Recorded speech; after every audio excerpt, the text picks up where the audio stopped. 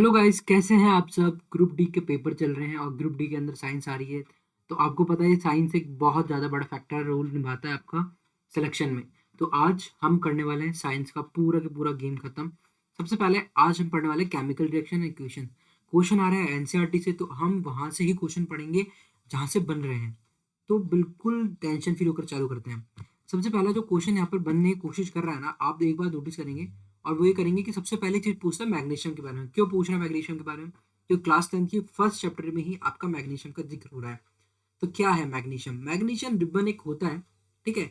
उसमें होता क्या है कि आप जब भी उसको फ्लेम पर चलाओगे, मैं आपको चीज़ें बहुत अच्छे से समझाने की कोशिश करूंगा। डायग्राम्स यहाँ पर है तो उसका यूज हम करेंगे। तो जैसे ये मान लीजिए कि बर्नर था, उस पर आग जली। आग जला के आपने कैची जैसे कुछ पकड़ने का होता है ना, उसको बोलते हैं टोंग। उस टोंग में आपने पकड़ा मैग्नीशियम रिबन एंड देन फिर आपने उसको आग में जलाया। तो आग में जलाने के बाद आपने क्या ऑब्जर्व करा, ये पूछता है क्वेश्चन पेपर में। मतलब कि अगर आप उसको फ्लेम के आगे लेकर जाते हो और आप मैग्नीशियम रिबन को जलाते हो तो क्या होगा।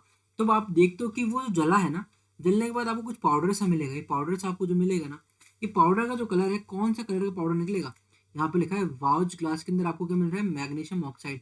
वो क्या पूछेगा कि मैग्नीशियम ऑक्साइड जो बनता है उसका कलर क्या है। तो वो आपसे पूछेगा तो आपको पता चलेगा कि एक व्हाइट पाउडर लाइक स्ट्रक्चर बनती है, ठीक है। यहाँ पे बिल्कुल एंसर्ट एंड क्लियरली लिखा है यहाँ पे कि ऑब्जर्व क्या करते हो, मैग्नीशियम रिबन का जब आप जलाते हो, बंद करते हो, तो आपको डैजलिंग व्हाइट फ्लेम मिलती है, ठीक है, व्हाइट फ्लेम मिलती है। और किसके अंदर चेंज होती है, वो व्हाइट पाउडर में। और यही पाउडर क्या कहलाता है, मैग्नीशियम ऑक्साइड। सबसे पहली चीज इंपॉर्टेंट क्यों है ये, क्योंकि यहाँ पर हो क्या रहा है कि जब आपने मैग्नीशियम को ऑक्सीजन की प्रेजेंस में जलाया, तो आपका क्या बना, मैग्नीशियम ऑक्साइड बना, ठीक है, मैग्नीशियम ऑक्साइड बना। और वो मैग्नीशियम ऑक्साइड की जो प्रोसेस है, उसमें आपने देखा कि ऑक्सीजन की प्रेजेंस में हो रही है रिएक्शन। बस यही चीज हमको याद रखनी है। पहला पॉइंट हमने मैग्नीशियम का पढ़ा, आपको इसको नहीं भूलना है, ठीक है।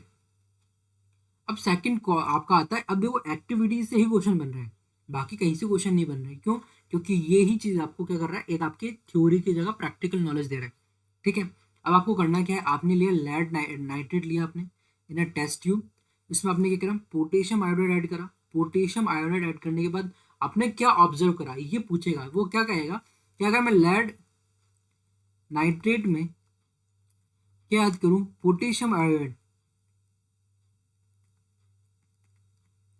तो क्या बनेगा, ये पूछता है क्वेश्चन में, ठीक है। तो आप क्या ऑब्जर्व कर रहे हो कि आपने जब इसमें क्या डाला, आपने लेड नाइट्रेट लिया और उसमें डाला आपने पोटेशियम आयोडाइड, तो आपका क्या होगा, आपका बनेगा लेड आयोडाइड, ठीक है।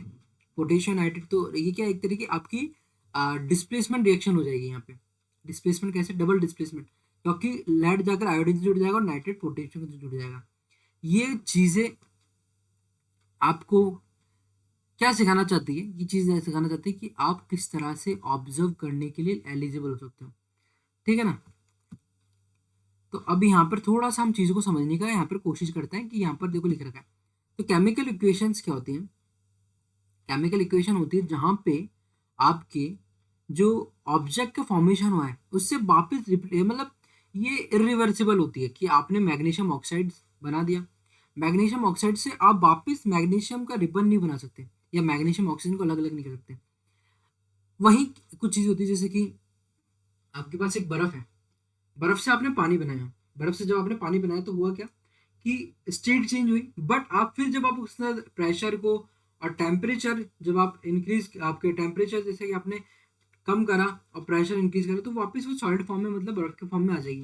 तो ये क्या है, ये रिवर्सिबल प्रोसेस है। मतलब पानी से बर्फ, बर्फ से पानी बन रहा है, तो ये क्या है, फिजिकल चेंजेस हो गया। बट केमिकल चेंजेस में इरिवर्सिबल प्रोसेस होती है, जहाँ पे वापस बनना मुश्किल होता है, चीजें वापस नहीं बन पाती है। तो यहाँ पर सबसे पहले जो इक्वेशन हमने देखी थी मैग्नीशियम और ऑक्सीजन की, तो वहां क्या बना, मैग्नीशियम ऑक्साइड बना, ठीक है। इस प्रोडक्ट, इसको क्या कहेंगे, प्रोडक्ट कहेंगे, ठीक है। अब word equation shows change of reactant to product through an arrow place between them, ठीक है। ये बात ये कहना चाह रहे हैं कि जब भी कोई इक्वेशन होगी तो उसमें हम एरो लगाते हैं, जिससे हमको पता चलता है कि कहाँ पर रिएक्टेंट बना है और कौन सा प्रोडक्ट है। तो जब भी आपका हमेशा भी जो रिएक्टेंट होगा वो हमेशा लेफ्ट हैंड साइड पे लिखा जाएगा, ये बात बता रहा है, और राइट हैंड साइड पे आपको क्या लिखा जाएगा, राइट हैंड साइड पे आपको लिखा जाएगा प्रोडक्ट। ये बात आपको समझ में आ गई होगी, आए थे, है ना। आगे चलते हैं।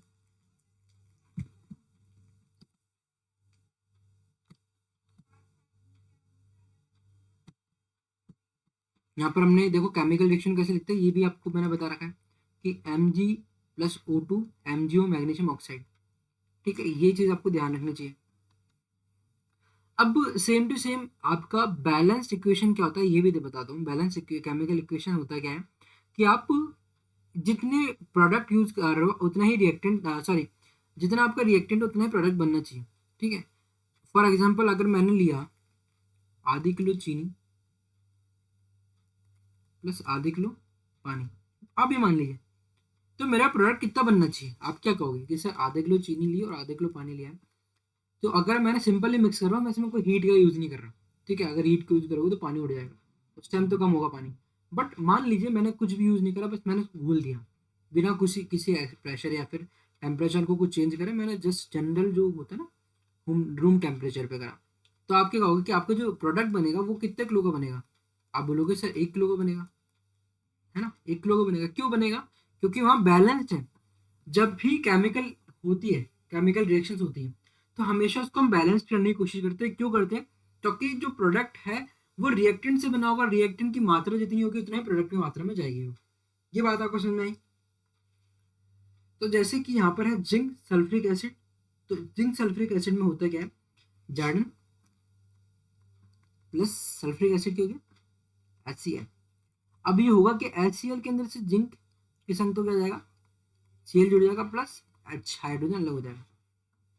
ठीक है, ये है क्या, ये शो कर रहा है कि जिंक के संग कौन जुड़ा, आपका Cl जुड़ गया, और आपका हाइड्रोजन है वो अलग हो गया, अलग रिमूव हो गया। बट यहाँ पर क्या हुआ, यहाँ पर आप मानोगे कि यहाँ पे कहीं ना कहीं आपके हाइड्रोजन सिंगल स्टेट में तो अच्छा मतलब रहता नहीं है, तो इसके क्या पाओगे, डबल हाइड्रोजन ही होंगे, तभी तो स्टेबल फॉर्म में होगा, वरना वो जल्दी से रिएक्ट करने की और कोशिश करेगा। इसीलिए आपको सेकंड इक्वेशन दिखाता हूँ, Zn प्लस H2SO4 जो कि बना रहा है ZnSO4 और H2। क्यों दिखा रहा है यहाँ पे H2, क्योंकि इस वाले इक्वेशन में H2 है, तो H2 स्टेबल फॉर्म में होता है। क्यों, क्योंकि H का एटॉमिक नंबर क्या है 1, तो उसके पास क्या एक इलेक्ट्रॉन है ना, तो वो चाहेगा कि ये एक इलेक्ट्रॉन है तो शेयर कर ले वो, या फिर किसी को लॉस करके दे दे, या फिर किसी से ले ले, ये हो सकता है। तो वो क्या करेगा, वो बोला शेयरिंग वाले बनाता हूँ बॉन्ड में, तो दूसरा हाइड्रोजन आकर जुड़ जाएगा, तो स्टेबल फॉर्म। मतलब होता क्या है, अब आज आप जॉब क्यों लेना चाह रहे हो ग्रुप डी की, आपके पीछे रीजन ये है कि आप चाहते हो कि यार जॉब लगेगी मेरी तो मैं स्टेबल हो जाऊंगा। हर कोई इंसान स्टेबल होना चाहता है लाइफ में। तो ऐसे ही आपके जितने भी केमिकल रिएक्शंस हैं उसमें चाहे से आपका जार्डन यूज हो रहा होगा, आपका हाइड्रोजन यूज हो रहा होगा, आपका सोडियम यूज हो रहा होगा, वो सब अपने अपने स्टेबल फॉर्म में जाना चाहते हैं। तो स्टेबल फॉर्म में जाने के लिए वो क्या करेंगे, या तो इलेक्ट्रॉन्स का जो है या तो शेयर करेंगे या फिर गेन शेयरिंग करेंगे, या फिर लॉस करके दे देंगे या फिर गेन करेंगे। मतलब किसी न किसी फॉर्म के थ्रू उनको स्टेबल होना है। अंडरस्टैंड। तो इसीलिए बैलेंस्ड केमिकल इक्वेशन क्या है, आपके एक तरह से जो भी आपके प्रोडक्ट फॉर्म हो रहे हैं वो प्रोडक्ट हमेशा स्टेबल फॉर्म में हो, इसलिए हम इस केमिकल इक्वेशन को स्टेबल करने की कोशिश करते हैं बाय बैलेंसिंग। ठीक है, अब यहाँ पर जो है केमिकल इक्वेशन ZnH2SO4 प्लस जिससे आपका आगे बन रहा है ZnSO4 और H2 बन रहा है ना, बन रहा है। तो जैडन क्या है, जैडन इसमें क्या है, आपका एटॉमिक नंबर आप देखिएगा, एटॉमिक नंबर कैसे, आपका number of atoms in reactants. ठीक है, सबसे पहले हम एटॉमिक नंबर छोड़ो, यहाँ पर आप नंबर ऑफ रिएक्टेंट देखेंगे, तो जैडन कितना है, 1 है। हाइड्रोजन कितने यूज हो रहे हैं, 2 यूज हो रहा है। सल्फर कितने यूज हो रहा है, 1 हो रहा है। ऑक्सीजन कितने यूज हो रहा है, 4 ऑक्सीजन यूज हो रहा है। कैसे यूज हो रहा है, जैडन 1 है, हाइड्रोजन आपको हाइड्रोजन यहाँ पे 2 यूज हो रहे हैं, सल्फर का 1 मॉलिक्यूल, ऑक्सीजन के 4 मॉलिक्यूल। अब आप देखेंगे जब प्रोडक्ट बना तो जैडन का भी यहाँ पर 1 ही मॉलिक्यूल शो होगा, 2 नहीं होंगे। क्यों, क्योंकि रिएक्टेंट भी 1 ही था जैडन का। यहाँ पर सल्फर का भी 1 ही प्रोडक्ट बना, सल्फर का प्रोडक्ट जो सल्फर यूज हुआ है वो 1 ही यूज हुआ है। क्यों यूज हुआ है, क्योंकि रिएक्टेंट भी सिंगल सल्फर था। और ऑक्सीजन यहाँ पर 4 है, क्यों, क्योंकि यहाँ पर भी 4 हमने यूज करा था। एंड H2 यहाँ पर 2 है, क्यों 2 है, क्योंकि हाइड्रोजन यहाँ पर हमने 2 यूज करे थे पहले। तो यहाँ पे आप एक बात देखेंगे LHS इक्वल टू RHS वाली चीज चल रही है, बिल्कुल मैथ वाली फॉर्म चल रही है यहाँ पे। LHS is equal to RH क्यों चल रहा है? क्योंकि लेफ्ट हैंड साइड पे जितने भी एटॉमिक रिएक्टेंट्स हैं, जितने भी एटम्स हैं, नंबर ऑफ एटम्स, वो हमने बराबर करने की कोशिश करी है प्रोडक्ट में। तो यहाँ पर आप देख सकते हैं कि बाद में भी सेम टू सेम, तो इस वाले टेबल से आप समझ सकते हैं कि जेड अगर जेड जिंक अगर एक था यहाँ पे नंबर ऑफ एटम्स यहाँ पे, तो प्रोडक्ट में भी एक ही यूज हुआ है। हाइड्रोजन यहाँ पर 2 थे तो यहाँ पर भी 2 यूज हुआ है। ये वाली बात मैं कर रहा हूँ जो मैंने अभी आपको समझाई, उसको बस टेबल फॉर्मेट में आज दिखाया गया है। अब हम आगे चलते हैं, आगे चलते हैं तो एंड फिर हम आगे चलने के बाद अब देखो इस वाली रिएक्शन को आप इक्वल कर सकते हैं क्या? इक्वल कैसे कर सकते हैं आप देखिएगा, मैं इस चीज को यहाँ पे दर्शाने की कोशिश करता हूँ। Just a second, just a second.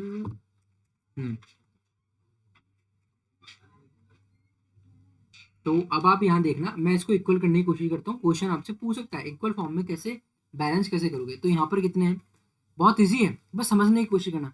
यहाँ पर हम 3 Fe को यूज कर रहे हैं, 3 Fe यूज कर रहे हैं हम, और ऑक्सीजन कितनी यूज कर रहे हैं मैं बताऊँ मुझे। फेरस के यहाँ पर कितने एटम्स हैं, कितने नंबर ऑफ एटम्स यहाँ पर यूज हैं, तो आप बोलोगे लेफ्ट हैंड साइड पे तो 1 है यहाँ पे, और राइट हैंड साइड पे यहाँ पे कितने हैं, 3 है। मैंने बोला ऑक्सीजन की बताओ, तो आपने बोला ऑक्सीजन की यहाँ पर 0, यहाँ पर Fe के संग तो नहीं है लेकिन हाइड्रोजन संग 1 जुड़ा हुआ है, ठीक है। और आपके RHS के साइड कितने हैं, 4 है, ठीक है। मैंने बोला हाइड्रोजन कितने हैं यहाँ पे, तो आपने बोला हाइड्रोजन के तो सर यहाँ पे 2 है और यहाँ पे 2। इट मीन हाइड्रोजन के तो यहाँ पर बराबर है पर ऑक्सीजन के बराबर नहीं है। तो पहले हम ऑक्सीजन के बराबर करने की कोशिश करें। तो मुझे बताओ अगर मैं यहाँ 4 लगा दूँ आगे, यहाँ पर आप इक्वेशन इस तरह से देखो, प्लस H2O, तो मैंने यहाँ पर अगर 4 लगा दिया, 4 लगा दिया तो ऑक्सीजन तो 4 हो जाएंगे, पर हाइड्रोजन के नंबर कितने हो जाएंगे, 4 × 2 करोगे तो 4, तो हाइड्रोजन यहाँ पे 8 हो जाएंगे यहाँ नंबर ऑफ एटम। तो मुझे 8 वहाँ भी करने होंगे, तो यहाँ पर मैं क्या करूँगा, इस प्रोडक्ट जो बनेगा ना, ये आपका Fe3, ये F कैपिटल है, O4, तो यहाँ पे मैं 4 हाइड्रोजन लगा दूंगा, ठीक है। अब मेरे पास 4 ही हो चुके हैं, पर अब मुझे फायरस के 3 करने हैं, तो मैं यहाँ 3 लगा दूंगा आगे। अब आप देखो इक्वेशन सारी सेटल हो चुकी, कैसे, 3 Fe के मॉलिक्यूल थे, मैंने 3 से इंटू करा इसलिए, तो यहाँ पे लेफ्ट हैंड साइड पे 3 आ गए, तो यहाँ भी 3 है। यहाँ पे 4 O है तो 4 O यहाँ पर आ गए, 4 दूनी 8, 8 यहाँ पर आ गए। तो 3 Fe प्लस 4H2 क्या बनाएगा, Fe3O4 प्लस 4H2, ये है बैलेंस्ड इक्वेशन। हमने कितना इजीली समझा, मजा आया तो लाइक करो, फटाफट से सब्सक्राइब करो भैया। जय महाकाल, याद आया कौन से टीचर की बात कर रहा हूँ मैं। तो ये बस जो उसने पढ़ा था, बट चीज़ समझ में आई होगी, मजा आया होगा आपको।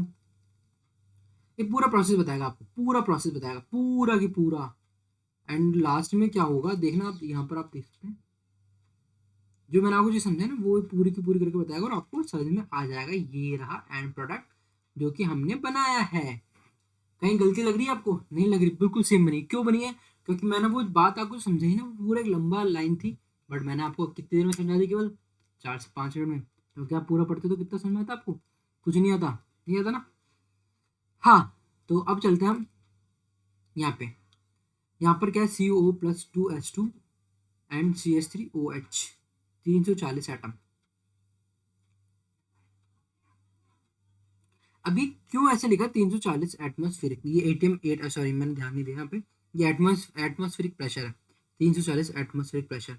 तो CO प्लस 2H2 आपके 340, जब आप एटमॉस्फेरिक प्रेशर लगाओगे, एटमॉस्फेरिक प्रेशर क्या है, आपका प्रेशर की यूनिट मान लीजिए आप, कितना प्रेशर आप लगा रहे हो, तब जाकर आपका बन क्या रहा है, CH3OH, ठीक है।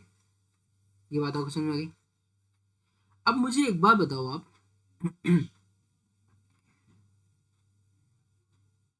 आप यहाँ पे जो आपकी ये रिएक्शन है, आपका GG लिखा हुआ है, IL लिखा हुआ है, ये क्या है? तो अगर आपने कभी भी पढ़ा होगा कि आपके कोई भी चीज, उसकी 3 स्टेट होती है, सॉलिड, लिक्विड एंड गैस। तो हमेशा जब भी रिएक्शन में अगर सॉलिड बनेगा तो लिखा जाएगा आपके ब्रैकेट में S, और जब भी लिक्विड बनेगा कोई भी तो L लिखा जाएगा L, ठीक है। एंड जब भी गैस बनेगा तो लिखा जाएगा G, इसको आप स्मॉल से लिख सकते हैं, ठीक है। ठीक है, अब यहाँ पे आपको जो चीज दिख रही है ना, एल को, है ना, एल लिक्विड हो सकता है, या फिर आप इसको ऐसे लिख सकते हैं एक्वस फॉर्म में, एक्वस फॉर्म में भी लिख सकते हैं, ठीक है। तो यहाँ पे जो कार्बन डाइऑक्साइड है वो कैसी फॉर्म में है, CO, कार्बन मोनोऑक्साइड है, सॉरी ये कार्बन मोनोऑक्साइड है, सिंगल ओ है ना यहाँ पे। तो कार्बन मोनोऑक्साइड किस फॉर्म में है, गैसेस फॉर्म में है। इस गैसेस फॉर्म को जब आपने आपके किसमें हाइड्रोजन की गैस में डाला, दोनों को मिक्स करा, तो आपका बना CH3OH। ठीक है, बनता क्या है, ये बना है मिथेनॉल। मिथेनॉल, मिथेनॉल कैसा काम है ना इसको, तो आप जब भी आप ग्रुप बढ़ोगे ना, जैसे कार्बोक्सिल ग्रुप, आपके एल्कोहलिक ग्रुप, तो आपको पता चलेगा एक सफिक्स लगा जाता है ऑल। तो ऑल जब लगता है वो किसके लिए लगता है, अल्कोहल के लिए। और वो कब लगेगा, जब आपके OH प्रेजेंट हो। OH किसको शो करता है, अल्कोहल को शो करता है। भाई COH है तो किसको शो करेगा, वो आपकी शो करेगा कार्बोक्सिलिक ग्रुप को, मतलब एसिड को ग्रुप करे, एसिड को, कार्बोक्सिलिक एसिड को शो करेगा। वही COH तो आपके एल्डिहाइड को शो करेगा। इस तरह के डिफरेंट डिफरेंट ग्रुप्स होते हैं, जिसको देखने के बाद आपको समझ में आ जाएगा कि हाँ ये कौन से ग्रुप का है, अल्कोहल का मेंबर है या फिर एसिड एसिड है, ये क्या है, वो सब समझ में आता है आपको। तो यहाँ पर सिंपल सी बात मैंने आपको बताई कि यार जब भी ऊपर कुछ लिखा जाए या रिएक्शन के ऊपर, तो वो शो कर रहा है कि कितनी टेम्परेचर, कितने प्रेशर में उसको दिया गया है। जैसे कि 6CO2 12H2, ये जो प्रोसेस है आपको देखते समझ में आ जानी चाहिए कि 6C6H12O6 जो बना है ये है क्या। तो आपको पता है कि ग्लूकोज का फॉर्मूला है, और ग्लूकोज फॉर्म कब हो रहा है, जब आपके फोटोसिंथेसिस रिएक्शन हो रही है। तो ये दिख रही है ना आपको रिएक्शन 6CO2 प्लस 12H2, है ना, और इसे बन के रहा है C6H12O6 6CO2 प्लस 6H2। तो आपको पता है कि ग्लूकोज के संग में वाटर और कार्बन डाई सॉरी वाटर और ऑक्सीजन निकलते हैं, तभी तो पेड़ हमको ऑक्सीजन देते हैं। तो ये कैसे हो रहा है, जब आपकी फोटोसिंथेसिस हो रहा है। और फोटोसिंथेसिस कब होगा, जब सनलाइट प्रेजेंट होगी।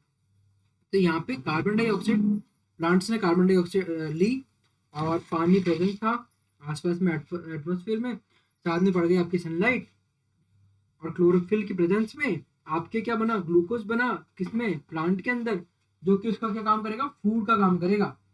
और फिर इसके साथ में प्लांट ने जब कुछ बनाया तो आपके कुछ प्रोडक्ट, एक्स्ट्रा प्रोडक्ट भी होते हैं। तो वो क्या करेगा, जो आपकी ऑक्सीजन बनी, वो ऑक्सीजन क्या करेगा, एनवायरनमेंट में छोड़ देगा। और वो ऑक्सीजन कहाँ काम आ रही है, हम ह्यूमंस उसको ले रहे हैं, जिससे हमारी पूरी बॉडी चल रही है। और आपने देखा होगा कि कभी कभार पेड़ों के अंदर आपने ट्रांसपिरेशन एक प्रोसेस होती है, जिससे वो पानी बाहर निकालते हैं। तो 6H2 जो है ना, ट्रांसपिरेशन की प्रोसेस के थ्रू प्लांट्स अपने आप से बाहर निकाल देंगे पानी। तो यहाँ पे बस इतनी सी बात आपको ध्यान रखनी है, जब भी कुछ एरो पे लिखा जाए तो एरो क्या दिखाना चाह रहा है कि किसकी प्रेजेंस में हुई है reaction. Understand, I think you better understand.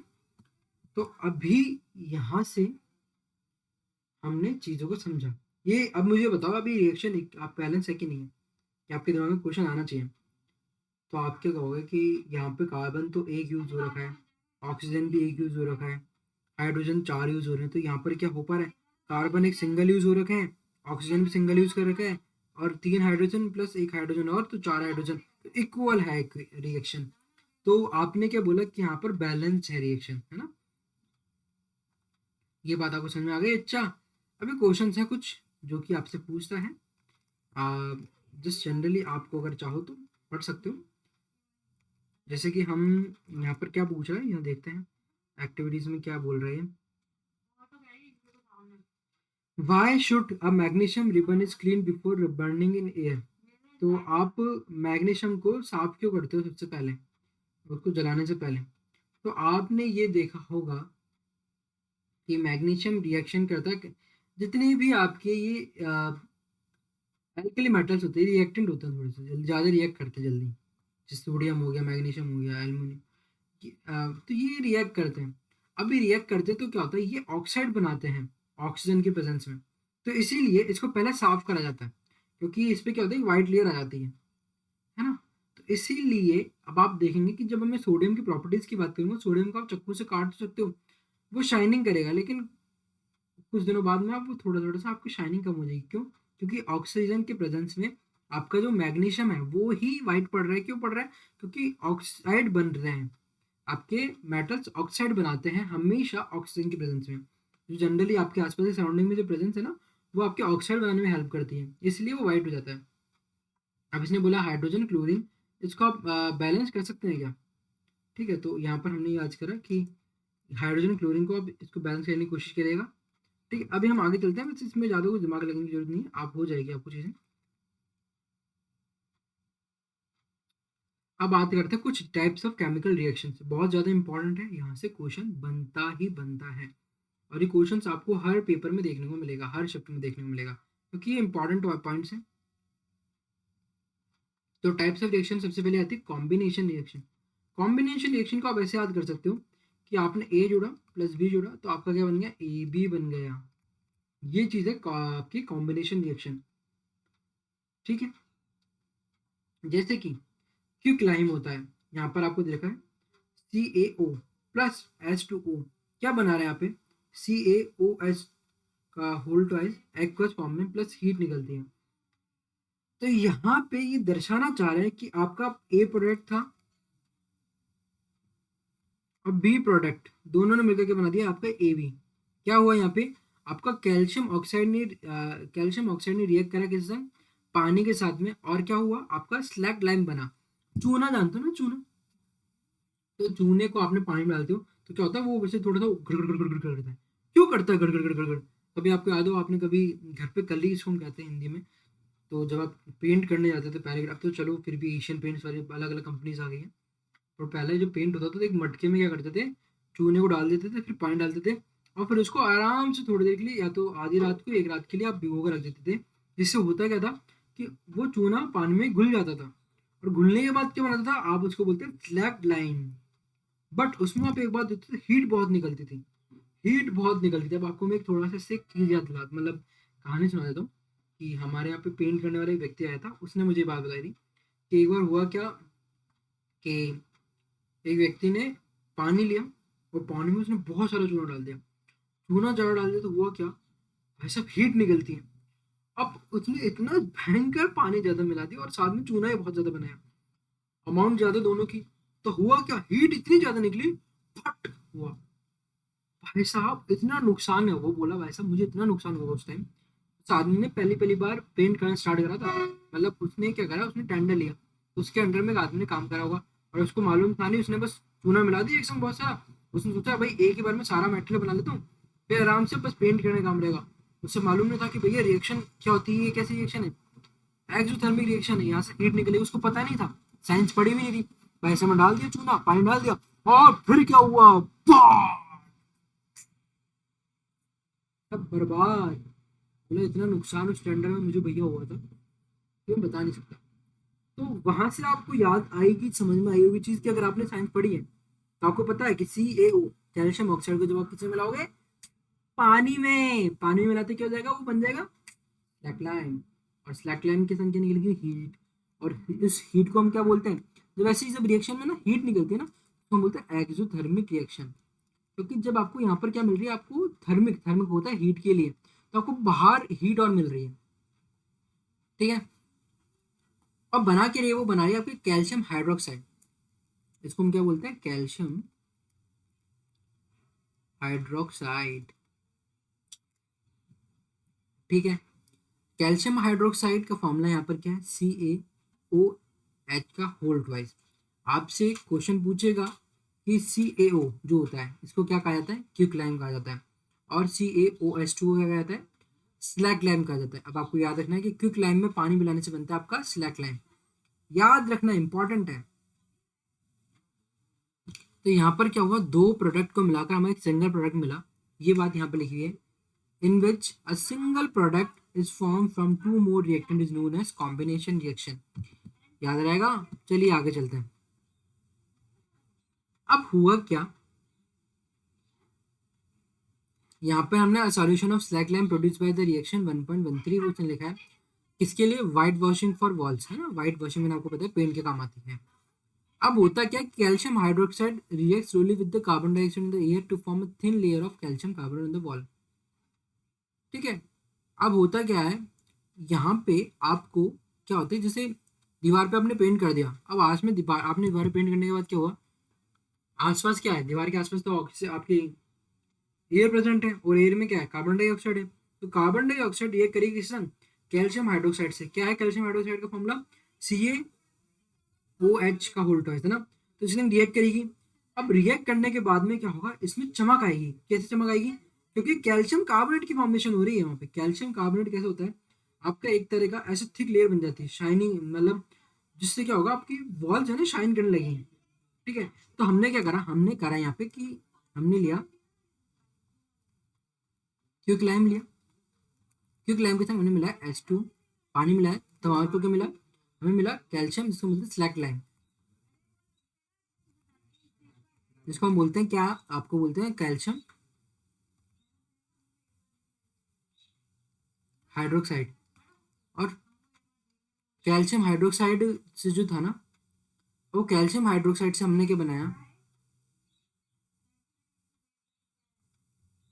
Calcium carbonate बनाया। कैसे बनाया कैल्शियम कार्बोनेट, जब उसका रिएक्शन किसी CO2 के संग हुई, तो इससे क्या हो रहा है, हमारे घर की जो दीवार है वो उस पर चमक आएगी, चमक आई। तो ये प्रोसेस है। तो आपको क्या रखना है, क्विक लाइम से बनता है आपका स्लैक लाइम, और स्लैक लाइम से बनता है आपका कैल्शियम कार्बोनेट। अब आता है burning of coal. Combination reaction का ही तरीका है। ऐसे ही वाटर की फॉर्मेशन H2+O2 क्या बन रहा है, H2O2 के मॉलिक्यूल्स बनते हैं। ऐसे ही आपके कोल जो होता है ना, कोल में होता है कार्बन प्रेजेंस, कार्बन के संग जब ऑक्सीजन मिलती है तो आगे बनती है CO2। जब आप क्या करोगे, चूल्हे पे आप कोयला जलाते हो तो ऑक्सीजन की प्रेजेंस में जलता है, तो वो बनाता है क्या, आपके कार्बन डाइऑक्साइड निकालता है। कैसे निकाल रहा है, क्योंकि कार्बन जलेगा ऑक्सीजन की प्रेजेंस में तो CO2 बनेगा। तो ये सभी किसके टाइप हैं, ये टाइप हैं आपकी कॉम्बिनेशन रिएक्शन के। और मैंने आपको क्या बोला कि कॉम्बिनेशन रिएक्शन जो होती है ना, उसमें आपका सिंगल प्रोडक्ट बनता है, और हमने ये देखा कि यहाँ पर हीट भी निकलती है, हीट निकलती है। कैसे निकल रही हीट, आपने जब स्लैक लाइम बनाया तो आपने देखा कि साथ में हीट निकली। कैसे भी निकली, क्विक लाइम Ca जो है कैल्शियम, जो आपका कैल्शियम ऑक्साइड था CaO, उसको जब आपने पानी में मिलाया तो आपकी क्या निकली थी, आपको मिला CaOH का होल ट्वाइस, है ना। और साथ में निकली हीट। क्यों निकली हीट, क्योंकि वो एक एक्सोथर्मिक रिएक्शन थी। ऐसे ही एक्सोथर्मिक रिएक्शन और क्या हो सकती है, जैसे कि आपकी मीथेन है, मीथेन गैस जो है उसको अगर आप जलाओगे किसके साथ में, 2O2 के साथ, मतलब ऑक्सीजन की प्रेजेंस में, तो वो क्या निकलेगी, कार्बन डाइऑक्साइड निकलेगी प्लस पानी निकलेगा। तो एक्सोथर्मिक प्रोसेस में वही एक्सोथर्मिक प्रोसेस होती है जहाँ पे आपकी हीट निकल रही है। ठीक है, अब आगे चलते हैं। We all know that we need energy to stay live. अभी बाद में आपको क्यों बता रहा हूँ, क्योंकि इससे आपको चीज़ें और समझ में आएगी, देखिए धीरे धीरे आप समझना। और ये एनर्जी कहाँ से मिल रही है, जब हम कुछ खा रहे हैं, है ना। हमको पता है कि हमको जिंदा रहना तो हमें कुछ खाना पड़ेगा, और होता क्या है खाने के दौरान कि आपने कुछ खाया तो वो क्या करेगा, अंदर जो आपकी डाइजेशन सिस्टम है उसमें कॉम्प्लेक्स फूड को हम क्या करते हैं, सिंपल फूड में कन्वर्ट करने की कोशिश करते हैं। और सिंपल फूड क्या होता है, आपका ग्लूकोज की फॉर्म में हो जाता है। तो आपकी बॉडी क्या करती है, अब जैसे मान लीजिए आप में ताकत नहीं है, आप खाने के लिए सक्षम नहीं है, तो डॉक्टर के पास जाते हो आप, तो डॉक्टर क्या करता है, ग्लूकोज चढ़ाता है। क्यों चढ़ाता है ग्लूकोज, क्योंकि ग्लूकोज सबसे सिंपल फॉर्म है किसकी, आपके कार्बोहाइड्रेट की, और कार्ब्स हम लेते हैं, है ना। ठीक है, अब वो जो ग्लूकोज आपकी बॉडी में आया है, और वो बॉडी के अंदर जब आपकी ऑक्सीजन के संग रिएक्ट करता है, क्योंकि आपकी बॉडी क्या ले रही है, ऑक्सीजन ले रही है, तो 6C6H12O6 ग्लूकोज जब आपकी ऑक्सीजन के संग जो आपकी बॉडी में ली गई है उसके संग रिएक्ट करता है, तो क्या बनाता है, कार्बन डाइऑक्साइड बनाता है, जो कि आप क्या करते हो, एक्सेल करते हो। एक्सेल मतलब आप बाहर निकालते हो, साथ में पानी निकलता है, पानी आपका है। ठीक है, और उसके साथ ही बनती है आपकी एनर्जी। और ये प्रोसेस हो का रही है, ये हो रही है माइटोकॉन्ड्रिया में। एनर्जी क्या है, एटीपी, एटीपी एडेनोसिन ट्राइफॉस्फेट। तो जब भी आप राइस, पोटैटो या फिर कोई भी ब्रेड वगैरह खा रहे हो, तो वहां से आप क्या ले रहे हो, ग्लूकोज आपके बन रहा है अंदर सिंपल फॉर्म में। और फिर वो ग्लूकोज बनने के बाद में किसके साथ रिएक्ट करते हैं, आपके किसके साथ, आपकी ऑक्सीजन जो आपकी बॉडी में है, और फिर आपकी क्या बनाता है, वो कार्बन डाइऑक्साइड बनाता है, साथ में पानी बनाता है, और फिर एनर्जी रिलीज करता है। और एनर्जी कहाँ रिलीज हो रही है, एटीपी की फॉर्म में, माइटोकॉन्ड्रिया में। और ये रिएक्शन होकर रही है, ये हो रही है आपके मैट्रिक्स में। अब मैं थोड़ा सा आपको और डीप लेकर चलूँ, माइटोकॉन्ड्रिया होती है डबल मेम्ब्रेन, है ना। तो डबल मेम्ब्रेन के अंदर होती है आपकी मैट्रिक्स, मैट्रिक्स के अंदर ही रिएक्शन हो रही हैं सारी। ठीक है, तो आपका क्या मैंने बताना चाहा कि जब भी कोई वेजिटेबल मैटर होता है, आप तो आपकी बॉडी में भी जब ग्लूकोज अगर बना तो वो भी वहाँ पर एक्सोथर्मिक प्रोसेस हो रही थी, क्योंकि एनर्जी की फॉर्मेशन, एनर्जी जब भी रिलीज होगी तो होगी एक्सोथर्मिक रिएक्शन, है ना। ऐसे ही आपके डिकम्पोजिशन रिएक्शन होती है। डिकम्पोजिशन रिएक्शन कैसे, कि जब आपकी बॉडी की सॉरी आपके यहाँ पर आपने मान लीजिए खाद है, उस खाद में आपने क्या करा, आपने आपके घर के वेस्ट जो निकल रहा है, पेड़ पौधे के वेस्ट हो गया, खाने की सब्जी वगैरह हो गई, उसको आपने डाला मटकी के अंदर। मटकी में डालकर आपने डाल दिया, तो थोड़ा सा आपको उसकी आपने मटके में डालने के बाद अब वो क्या हो, थोड़ा सा आपके आसपास की कार्बन डाइऑक्साइड के संग रिएक्ट करेगा, या फिर ऑक्सीजन जो भी है वहाँ पे, फिर उससे निकलेगी कार्बन डाइऑक्साइड प्लस पानी, थोड़ा सा गीली होगी खाद, और फिर वो निकालती है वहाँ से एनर्जी। तो ये था हमारा रिएक्शन। ठीक है, सेकंड आती है डिकम्पोजिशन रिएक्शन, कि आपने कभी ना कभी देखा होगा डिकम्पोजिशन रिएक्शन क्या होती है। डिकम्पोजिशन रिएक्शंस, तो हम आप पे बात करेंगे डिकम्पोजिशन रिएक्शन की। डिकम्पोजिशन रिएक्शन जो होती है ना, उसको समझने के लिए सबसे पहले मैं आपको एक बात बताता हूँ कि आपने कभी ना कभी डिकम्पोज होते हुए मेटल्स को भी देखा होगा। मेटल्स भी डिकम्पोज होते हैं। अब वो मेटल्स डिकम्पोज कैसे होते हैं वो मैं आपको बताता हूँ, एक सेकंड के लिए। तो मेटल को डिकम्पोज होने के लिए, जैसे यहाँ पर एक रिएक्शन दिखा रहे हैं आपको,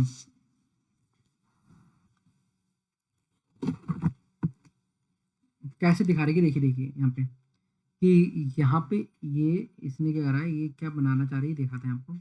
इसने लिए बर्नर जिसमें लगेगी आग, इसने लिए टेस्ट ट्यूब में डाला इसने फेरस सल्फेट का एक क्रिस्टल डाल दिया, है ना, टुकड़ा डाला, उसको फिर बॉइलिंग ट्यूब में इसने बॉईल करा। ठीक है, और इसमें क्या होता है, सेफ्टी रखनी पड़ती है।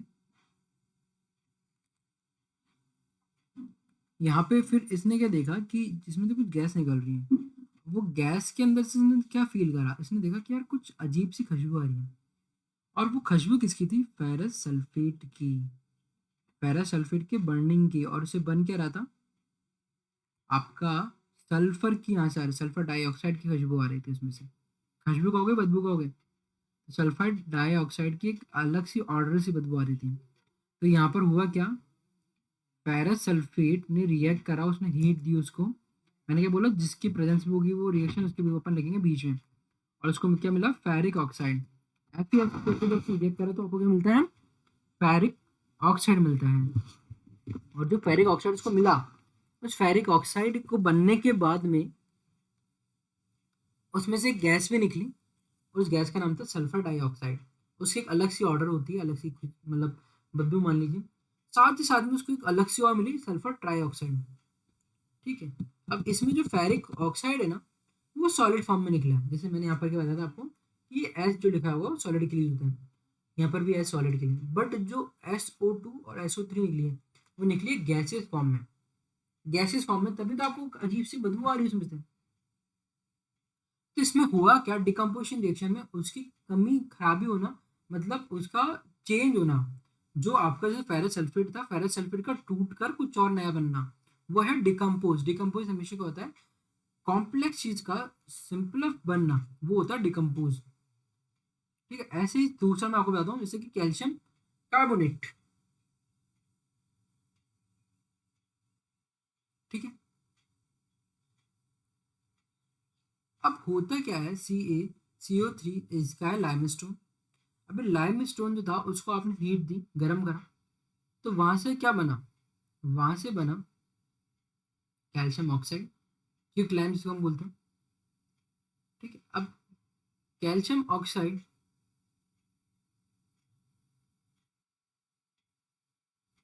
एक सेकंड, मैंने सही करा, कैल्शियम कार्बोनेट बना था। कैल्शियम कार्बोनेट को जब आपने हीट दी, तो आपका क्या बनाया, क्विक लाइम बनाया। क्विक लाइम बनाया, क्विक लाइम के साथ में क्या हुआ, एक साथ में क्या निकली, कार्बन डाइऑक्साइड निकली। कार्बन डाइऑक्साइड निकली ना, तो इसमें हुआ क्या, लाइम स्टोन से टूट कर कुछ और नया बना, क्या बना, क्विक लाइम बना। तो उसे क्या कहेंगे हम, यह है डिकम्पोजिशन रिएक्शन, जहाँ पे जो आपका ए प्रोडक्ट था, ए प्रोडक्ट या फिर आप ए भी प्रोडक्ट कह सकते हैं, क्योंकि कहीं ना कहीं से तो बना ही होगा। तो यहाँ से जो बनकर निकलकर आपका नया प्रोडक्ट बन रहा है, तो वहां पे डिकम्पोज हो रहा है क्या, लाइम स्टोन का डिकम्पोजिशन हो रहा है, क्या बन रहा है, क्विक लाइम। डिकम्पोजिशन रिएक्शन में क्या होता है, आपकी एक हीट निकलती है, हीट निकलती है क्योंकि हीट की प्रेजेंस में हो रही रिएक्शन, तो गर्माश तो निकलेगी,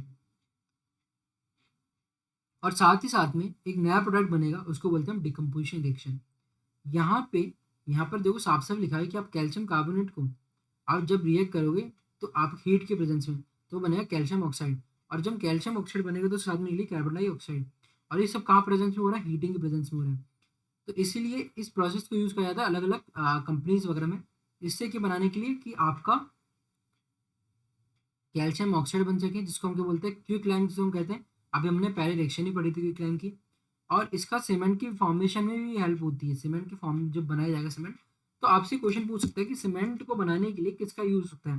तो आपको याद रखना है कि भैया डिकम्पोजिशन रिएक्शन याद आना चाहिए, और इसमें आपको आना चाहिए लाइम स्टोन याद आना चाहिए। और लाइम स्टोन के साथ में आपको याद आना चाहिए क्विकलाइम। और लाइम स्टोन का फॉर्मूला आपको याद आना चाहिए कैल्शियम कार्बोनेट। कैल्शियम कार्बोनेट का यूज होना चाहिए, और कैल्शियम कार्बोनेट से बनेगा क्या? क्विकलाइम। और क्विकलाइम से क्या बनेगा?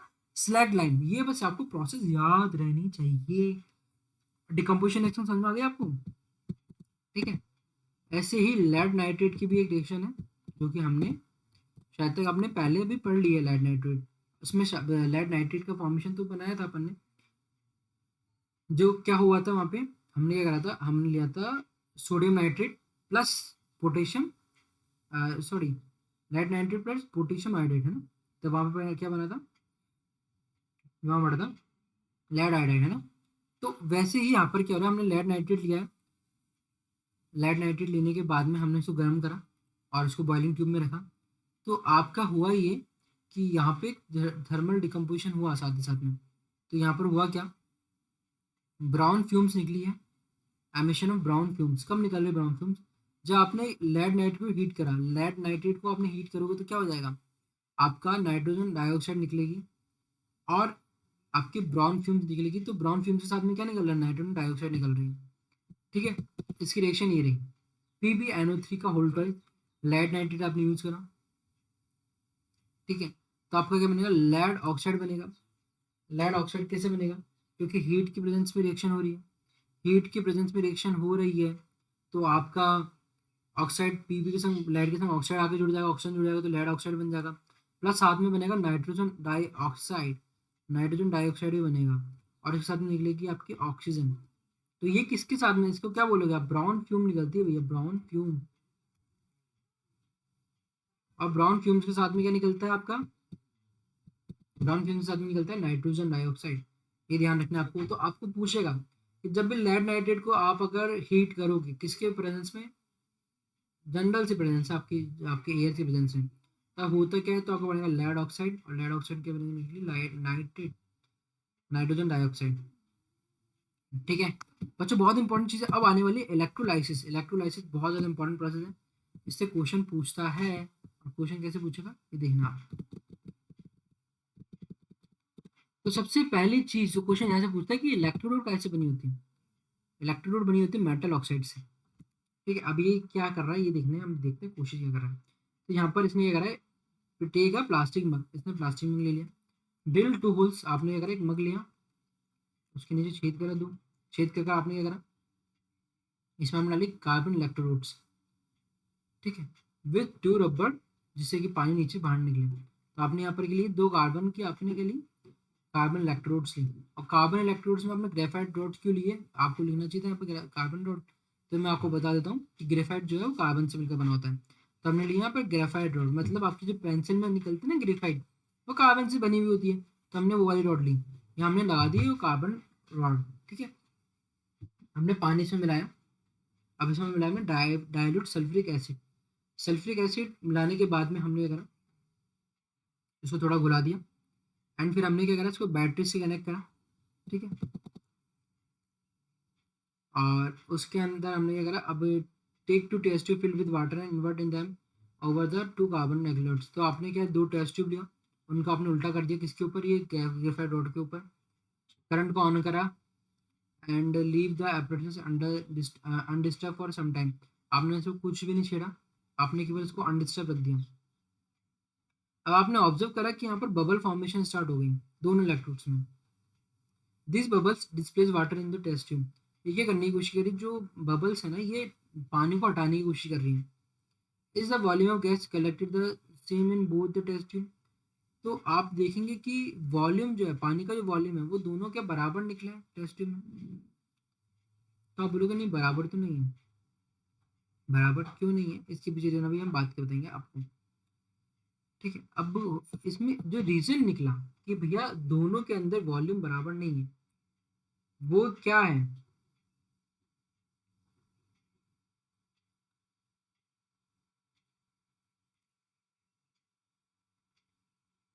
One by one these test these gases one by one by bringing a burning candle close to them। अब आपको करना कुछ नहीं है, आपको करना ये है कि इलेक्ट्रोलाइसिस में वाटर हो रहा है, जिसमें आपने क्या करा, सल्फाइड मिलाया, सल्फाइड डाइऑक्साइड, राइट? ठीक है। सल्फ्रिक एसिड मिलाया, सॉरी सल्फ्रिक एसिड HCl मिलाया, एंड देन फिर आपने इसको क्या करा, आपने बैटरी से कनेक्ट करा। तो आपने देखा जो एनोड रोड की तरफ था वहां पर ज़्यादा वॉल्यूम है पानी का as compare to cathode rod. ठीक है, ध्यान रखना ये बात को। ये क्या शो करता है? ये शो करता है कि किस तरह से वॉल्यूम का चेंज आया है आपकी जब आप इलेक्ट्रोलाइसिस की प्रोसेस कर रहे हो। अंडरस्टैंड? अब हम बात करते हैं, you will see the at white silver chloride turns green sunlight. तो आपने नोटिस करा होगा कि सिल्वर क्लोराइड जो होता है, सिल्वर जो होती है क्लोरीन के संग रिएक्ट कर सिल्वर क्लोराइड बनाती है सनलाइट की प्रेजेंस में।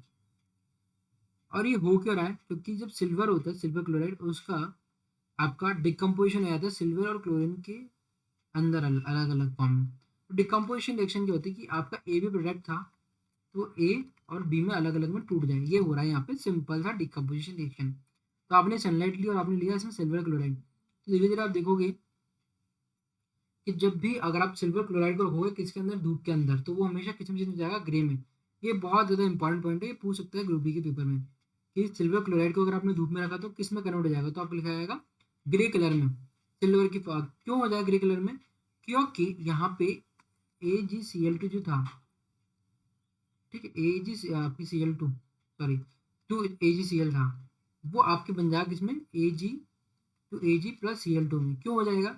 कारण सिंपल सा है कि सनलाइट के कारण यहाँ पर डिकम्पोजिशन रिएक्शन हो रही है, और डिकम्पोजिशन रिएक्शन में हमेशा जो ए बी है वो A+B में टूटता है। ऐसे ही आपका सिल्वर ब्रोमाइड जो है, सिल्वर ब्रोमाइड की भी रिएक्शन सेम टू सेम होगा, सनलाइट में रखा जाएगा तो वहां पर भी क्या होगा, आपका AgBr, जो 2AgBr है वो आपका सिल्वर में और ब्रोमीन में टूट जाएगा, अलग अलग ब्रोमाइड है ना, डाइब्रोमाइड में हम ये सकते हैं।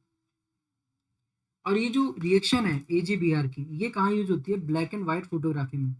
आपसे पूछता है ब्लैक एंड व्हाइट फोटोग्राफी में कौन सी रिएक्शन का यूज होता है, तो decomposition reaction of silver bromide का। सिल्वर ब्रोमाइड हमेशा यूज होती है आपके व्हाइट एंड ब्लैक फोटोग्राफी में।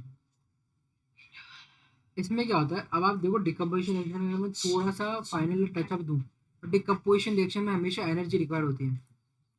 एनर्जी रिक्वायर्ड होती है या तो इलेक्ट्रिसिटी की फॉर्म में दे दो या हीट की फॉर्म में दे दो, किसी ना किसी फॉर्म में आपको रिएक्शन देनी पड़ेगी। यहाँ पर हमने सनलाइट दी थी तो क्या एक तरीके हीट मिलेगा, और फिर वहां से क्या होता है, यहाँ पे हीट को एब्जॉर्ब किया जाता है। तो इसीलिए जब भी हीट अगर एब्जॉर्ब हो तो उसे बोलेंगे हम एंडोथर्मिक। और जहाँ पे हीट निकले, जैसे कि आपके कॉम्बिनेशन रिएक्शन में हीट निकल रही थी, तो वहां बोल रहे थे हम एक्सोथर्मिक। कैसे सर? यहाँ पर हमने क्या किया था, Ca कैल्शियम, सॉरी सिलेक्ट आपका slaked lime, quick lime, sorry quick lime को आपने रिएक्ट करा था किस संग, H2O के संग। तो आपका क्या बना था, CaOH2 है ना, प्लस CO2 निकला हुआ, या फिर हीट निकली थी, सॉरी वहाँ पे हीट निकली थी, वहाँ निकली थी हीट, हीट निकली थी वहाँ पे। तो वो क्या थी, वो थी आपकी एक्सोथर्मिक प्रोसेस। तो कॉम्बिनेशन रिएक्शन का जो रिएक्टेंट है वो जब रिएक्ट करेगा तो प्रोडक्ट बनेगा, और प्रोडक्ट हमेशा एनर्जी निकालेगा। बट एंडोथर्मिक प्रोसेस जो होती है ना, वो आपको डिकम्पोजिशन रिएक्शन देखने को मिलेगी, क्योंकि वहां पर हम हीट दे रहे हैं, और हीट देने के बाद में आपका क्या बन रहा है, आपका प्रोडक्ट बनता है, तो वहां पे हीट का यूज हो रहा है। ठीक है, मेरे को लगता है आपको चीज समझ में आ गई होगी। अब आ जाती है डिस्प्लेसमेंट रिएक्शन। डिस्प्लेसमेंट रिएक्शन को समझने के लिए सबसे इंपॉर्टेंट, ये रिएक्शन जो टाइप ऑफ रिएक्शन हम पढ़ रहे हैं ना, बहुत ज़्यादा इंपॉर्टेंट है, इसको आप भूलना मत। डिस्प्लेसमेंट रिएक्शन के अंदर सबसे पहले आपको एक ये डायग्राम दे रखा है ना, इसको आप समझने की कोशिश करिएगा। तो मैंने लिया है पहले एक कॉपर सल्फेट का सॉल्यूशन CuSO4 और इसमें डाली मैंने आयरन नील। आयरन नील डालने के बाद में मैंने इसको करा, आयरन नील को दोनों को थ्रेड से बांध दिया और टेस्ट ट्यूब में डालकर उसको रख दिया। तो आप क्या देखोगे, आपने ये देखा कि आपकी फेरिक मतलब आपकी फेरस मतलब आयरन की रिएक्शन किस संग हो रही है, रिएक्शन हो रही है किसकी प्रेजेंस में हो रही है, कॉपर सल्फेट के अंदर। ये रिएक्शन यही आपके सामने फेरस प्लस कॉपर सल्फेट। तो वहां पर क्या हो रहा है, ये क्या है, डिस्प्लेसमेंट रिएक्शन है। तो यहाँ पे फेरस के संग आके कौन जुड़ रहा है, सल्फर सल्फेट का मॉलिक्यूल आकर जुड़ रहा है, SO4 आकर जुड़ रहा है। तो वो क्या बन रहा है, आयरन सल्फेट। तो यहाँ पर आपने क्या देखा, A+B से जुड़ा हुआ था, ठीक है। तो यहाँ पर आकर क्या हो जाएगा, ए के संग सी आगे जुड़ जाएगा और बी अकेले रह जाएगा। ये हो रही है आपकी डिस्प्लेसमेंट रिएक्शन। वहीं पर अब मैं आपको इसका एक और दूसरा एग्जांपल चलो दे देता हूँ, फिर आपको आगे बताऊंगा कि यहाँ पे जब आयरन नील को जो आपने किस में रखा, कॉपर सल्फेट की सॉल्यूशन में रखा, तो वो क्या हो गया, काला होकर निकला, ब्राउनिश कलर में निकला। क्यों निकला, क्योंकि उसमें सल्फेट आकर जुड़ चुका था, ठीक है। और जो कॉपर सल्फेट का जो पानी जो आपको सॉल्यूशन मिला होगा, वो कॉपर सल्फेट का कलर फेड हो जाएगा, उसका कलर चेंज हो जाएगा। कलर क्या हो जाएगा, थोड़ा ब्लूइश जो कलर था वो थोड़ा लाइट ब्लू हो जाएगा। ये चीज़ आपको समझ में आ गई होगी। ऐसे ही सेम रिएक्शन हम करते हैं जब आपका जैडन मतलब जिंक होता है ना, जिंक जिंक को आप कॉपर सल्फेट के साथ में रखोगे, तब होगा क्या वहाँ पे, कि वहाँ पे जिंक के संग आकर सल्फेट जुड़ जाएगा और कॉपर अलग हो जाएगा वापस। ऐसे ही लेड के संग भी होता है। तो यहाँ पर क्या हो रहा है, डिस्प्लेस हो रहा है एक मॉलिक्यूल का, वन मॉलिक्यूल पर अनदर मॉलिक्यूल पे। ये है आपका डिस्प्लेसमेंट रिएक्शन। अब आती है डबल डिस्प्लेसमेंट रिएक्शन। तो उसमें डबल डिस्प्लेसमेंट इसका ही बाप है, बाप इन द सेंस कि ए बी है और ये है सी डी। तो जब प्रोडक्ट बनेगा तो ए के संग आगे डी जुड़ जाएगा और बी के संग आगे सी जुड़ जाएगा। तो यहाँ पर डबल दो अलग अलग मॉलिक्यूल्स का डिस्प्लेसमेंट हुए, इसलिए इसको क्या कहेंगे हम, डबल डिस्प्लेसमेंट रिएक्शन। पहली वाले में क्या हो रहा था, पहली वाले में केवल एक ही चीज का डिस्प्लेसमेंट हो रहा था, इसलिए सिंगल डिस्प्लेसमेंट को हमने क्या करा, डिस्प्लेसमेंट रिएक्शन नाम दे दिया। बट यहाँ पर डबल डिस्प्लेसमेंट हो रहा है, डबल चीजों का डिस्प्लेसमेंट हो रहा है, तो सिर्फ हमने बोला डबल डिस्प्लेसमेंट। इसका एग्जांपल है सोडियम सल्फेट रिएक्शन की, जब हम करेंगे बैरियम क्लोराइड के साथ में, Na2SO4 को जब हम रिएक्ट करेंगे किस संग, बैरियम क्लोराइड के संग में, तो क्या होगा, सोडियम के संग आकर क्या जुड़ जाएगा, Cl आपका Cl2। तो क्या बन जाएगा, 2NaCl। तो वो बन जाएगा सोडियम क्लोराइड। वही सोडियम आपका सल्फेट को जब आप बैरियम के संग जोड़ोगे तो बन जाएगा बैरियम सल्फेट। हुआ क्या यहाँ पे, आपका इसको मैं Na को दो ए मानता हूँ और सल्फेट को बी मानता हूँ और उसको मैं बी को सी मानता हूँ और Cl2 को डी मानता हूँ। तो ए की संख्या आगे जुड़ गया डी, NaCl आगे हो गया। ऐसे ही बी की संख्या जुड़ गया कि सी, तो बी सी ने एक प्रोडक्ट बनाया BaSO4 बेरियम सल्फेट। ये है आपका सबसे अच्छा एग्जाम्पल डबल डिस्प्लेसमेंट रिएक्शन का। हाँ, ठीक है। अब होता क्या है कि इस रिएक्शन में जब BaSO4 बन रहा है, बेरियम सल्फेट बन रहा है, तो वहाँ पे आपका प्रेसिपिटेट की फॉर्मेशन होती है। BaSO4 के नीचे जो बैठ जाता है ना, उसको बोलते हैं प्रेसिपिटेट। अंडरस्टैंड बच्चों, यहाँ से क्वेश्चन भैया ये मैंने बहुत ज्यादा यहाँ से, मतलब आप मान लो कि यहाँ से आपके 2 या 4 नंबर पक्के हैं, पक्के हैं, 100% पक्के, क्योंकि केमिकल केमिस्ट्री का क्वेश्चन यहीं से बन रहा है और कहीं से पूछ ही नहीं रहा है, क्योंकि रिएक्टिविटी के क्वेश्चन बनेंगे या फिर टाइप ऑफ रिएक्शन के क्वेश्चन बनेंगे। तो यहाँ से क्वेश्चन पक्का है, ठीक है। अब बात होती है ऑक्सीडेशन एंड रिएक्शन की। ऑक्सीडेशन और रिएक्शन सबसे इंपॉर्टेंट टॉपिक है। ये जो मैंने पढ़ाया अभी तक वो तो इंपॉर्टेंट था ही था, बट ये पूरे चैप्टर इंपॉर्टेंट है। तो ऑक्सीडेशन एंड रिएक्शन होता क्या है कि जब भी इलेक्ट्रॉन का लॉस होगा, इलेक्ट्रॉन का लॉस होगा तो उसको बोलेंगे हम ऑक्सीडेशन। और रिडक्शन के अंदर इलेक्ट्रॉन का मिलेगा, किसी चीज से इलेक्ट्रॉन आकर जुड़ेगा, तो हम बोलेंगे क्या, रिडक्शन रिएक्शन। बट इसके अलावा भी इसकी डेफिनेशन होती है कि जहां पर भी किसी रिएक्शन में अगर ऑक्सीजन जुड़ रहा है तो उसे हम बोलेंगे ऑक्सीडेशन। और जहां पर भी हाइड्रोजन का निकलना हो रहा है, ऑक्सीजन का ऐड होना हो रहा है, तो वहां बोलेंगे ऑक्सीडेशन। और जहां पर हाइड्रोजन का निकलना हो रहा है, हाइड्रोजन निकल रहा है वहां से, तो उसको बोलेंगे कि इसका रिडक्शन हो रहा है, ठीक है। और ऑक्सीडेशन और रिडक्शन में क्या बनाते हैं, रिडॉक्स रिएक्शन बनाता है। जहां पर भी दोनों चीजें साथ में हो रही है तो वो कौन सी रिएक्शन कहलाएगी, रिडॉक्स रिएक्शन कहलाएगी। आगे हम पढ़ेंगे। सबसे पहले यहाँ पर आप देखिएगा CO+O2, ये क्या आ रहा है यहाँ पे, ऑक्सीजन की ऑक्सीजन क्या हो रहा है, जुड़ रहा है कॉपर के साथ में, तो इसको हम क्या बोलेंगे, ऑक्सीडेशन रिएक्शन। ठीक है। अब जैसे यहाँ पे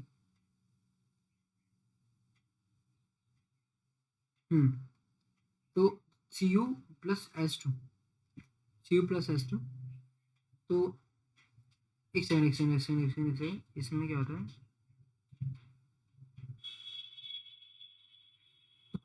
हम्म चलो चलो चलते हैं, नीचे चलते हैं। तो कॉपर, सॉरी, कॉपर ऑक्साइड के साथ में क्या जुड़ रहा है, हाइड्रोजन जुड़ रहा है। तो कॉपर के संग जो था ना ऑक्सीजन, इसका क्या निकल रहा है, निकलना हो रहा है, ऑक्सीजन का निकलना है। जब ऑक्सीजन निकलेगा तो यहाँ पर क्या हो रहा है, इसका हो रहा है आपका ऑक्सीडेशन, तो हो नहीं रहा होगा, ऑक्सीडेशन हो रहा है किसका, हाइड्रोजन का, यहाँ पे हाइड्रोजन के संग ऑक्सीजन जुड़ रहा है, तो यहाँ पर ऑक्सीडेशन किसका हो रहा है, यहाँ पे हाइड्रोजन का ऑक्सीडेशन हो रहा है। और यहाँ पे रिड्यूस कौन हो रहा है, आपका कॉपर। ठीक है।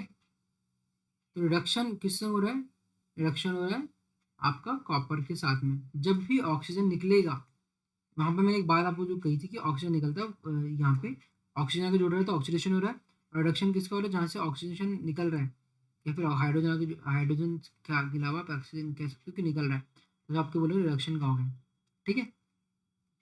तो CuO के संग आपका हाइड्रोजन का आपका रिएक्शन करता है, तो यहाँ पे हीट की फॉर्मेशन, हीट के प्रेजेंस में हो रही रिएक्शन, तो CO के संग क्या होगा, रिडक्शन होगा क्योंकि ऑक्सीजन निकल रहा है। और H के संग आपका हाइड्रोजन, आपका ऑक्सीजन जुड़ रहा है हाइड्रोजन के साथ में, तो उधर क्या हो रहा है, ऑक्सीडेशन हो रहा है, H से ZnO प्लस C। अब इस रिएक्शन में क्या होगा, Zn के साथ जिंक के साथ में क्या हो रहा है, जिंक के साथ में हो रहा है आपका, जिंक के साथ में हो रहा है आपका रिडक्शन। क्यों, क्योंकि ऑक्सीजन निकल रहा है। और कार्बन के संग में हो रहा है आपका ऑक्सीडेशन, क्योंकि कार्बन के संग ऑक्सीजन ऐड हो रहा है। ऐसे ही MnO2 प्लस 4 HCl के अंदर होगा क्या, आपका HCl के संग जो हाइड्रोजन है, हाइड्रोजन की संख्या जो है, हाइड्रोजन को यहाँ पर आप क्या कहते हो, ऑक्सीडेटिव एजेंट कह सकते हो, क्योंकि यहाँ पर ऑक्सीजन आके जुड़ रहा है। ठीक है। अब बाकी सबका क्या हो रहा है, इसका MnO2 का क्या हो रहा है, रिडक्शन हो रहा है, ये याद रखिएगा। ठीक है। ये चीज़ आपको समझ में आ गई। अब हम चलते हैं रिडक्शन रिएक्शन के ऊपर, रिडॉक्स रिएक्शन के ऊपर। रिडॉक्स रिएक्शन को आप यही समझ पाए होंगे कि जब भी जहाँ से ऑक्सीजन का रिमूवल हो रहा है, उसे हम बोलते हैं कि इसका रिडक्शन हो रहा है। ठीक है। अब आ जाती है कॉरिजन। कॉरिजन क्या होता है, ये पॉइंट पूछता है। तो कॉरिजन, जैसे कि हम कहते हैं कि कोई भी मेटल है, उस मेटल में जैसे कि मैं आपको बोलूँ आयरन, आयरन क्या है, मेटल है। तो आयरन की जब आपकी आसपास की जो एयर की प्रेजेंस है, तो एयर के प्रेजेंस में क्या होता है, आपका आयरन के अंदर जंग लगती है, इसको हम बोलते हैं रस्टिंग।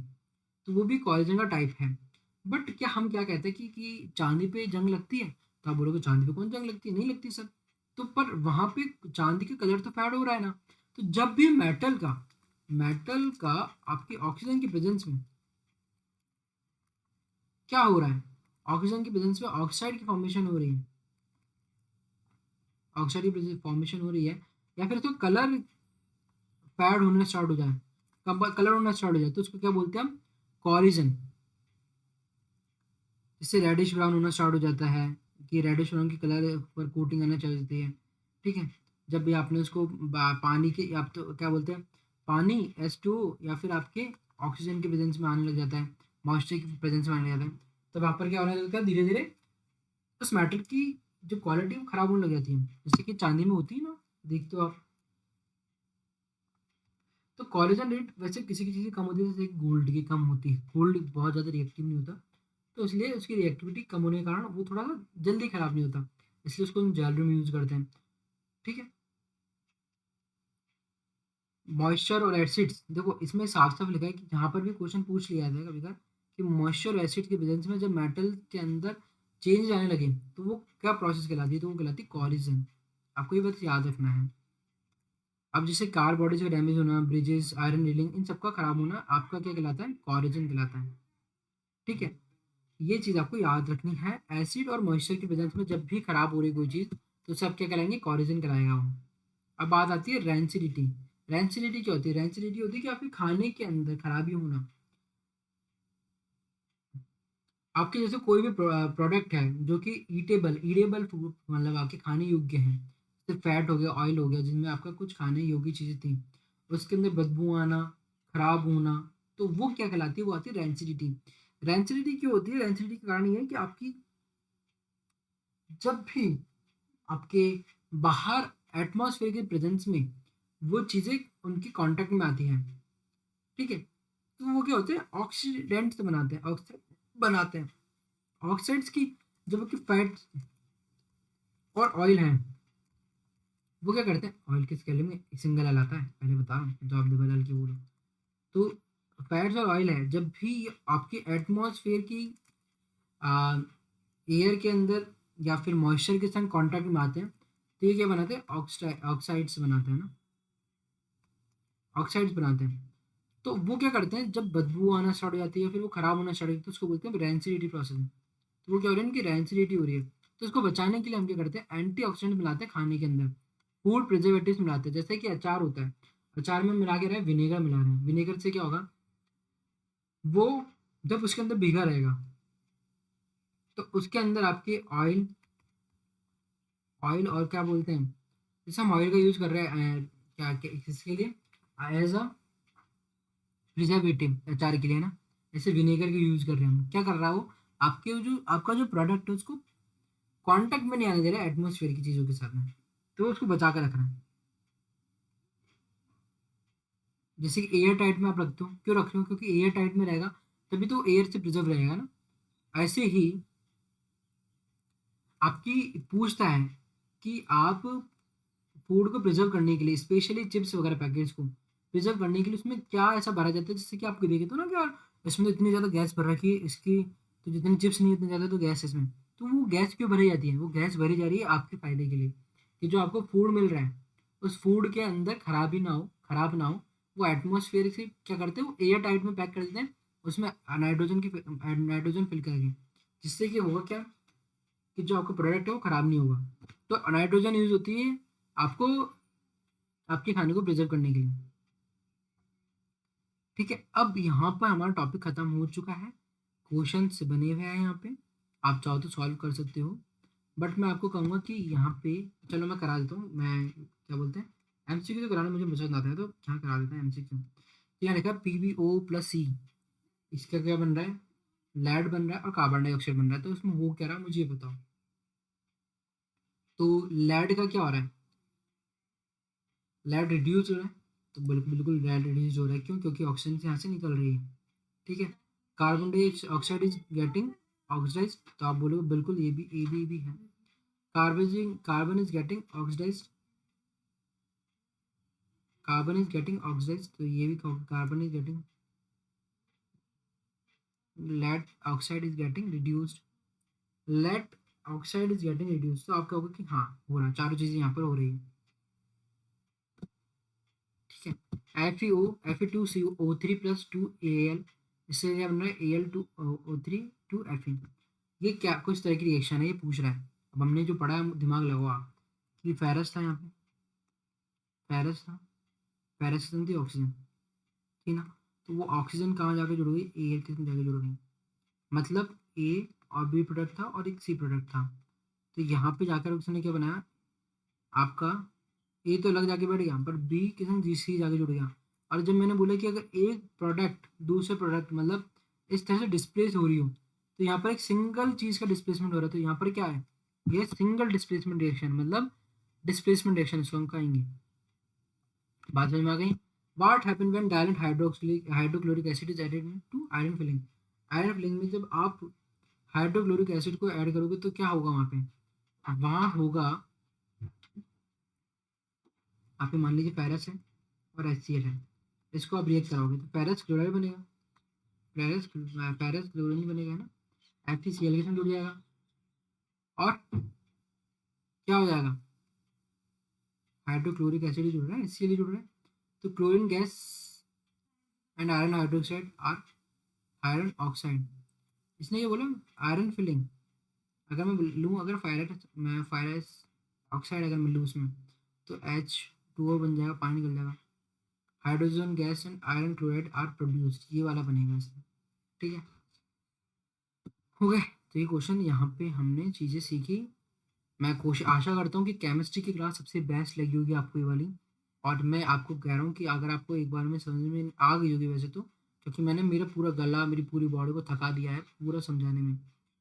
पर फिर भी अगर आपको नहीं आया तो आप 2 बार देख लो, आपको डेफ़िनिटली समझ में आ जाएगी। और लाइक और सब्सक्राइब करना ना भूलें, मेहनत करिए, मेरे चैनल को सब्सक्राइब करें। Thank you.